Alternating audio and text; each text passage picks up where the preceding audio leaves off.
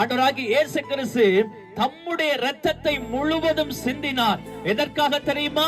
நம்முடைய பாவத்து நிமித்தம், சாபத்து நிமித்தம், ரோகத்து நிமித்தம், வியாதி நிமித்தம், பரம்பரை கட்டுகள் நிமித்தம் மீட்டெடுக்க ஒரே ஒரு ரத்தம் வேண்டியிருந்தது. அது என்ன தெரியுமா? ஒரு பரிசுத்தவானுடைய ரத்தம். அந்த ரத்தத்தை சிந்தின ஒரே ஒரு தேவன் ஆண்டவராகிய இயேசு கிறிஸ்து.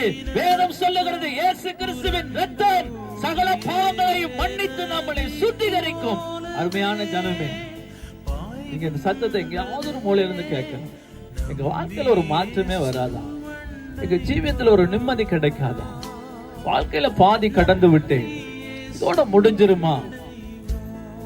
உங்களுக்கு ஆரம்பத்தை கொடுக்க ஆண்டவராகிய இயேசு பிரயாசப்படுகிறார். என்ன ஆரம்பம் தெரியுமா? உங்க உள்ளத்துல இயேசுவை கொண்டு வாங்க. மதம் மாறுங்கன்னு நான் சொல்லலை. நீங்கள் இருக்கும் போதும் எழுந்திருக்கும் போதும் உங்க உள்ளத்துல சொல்ல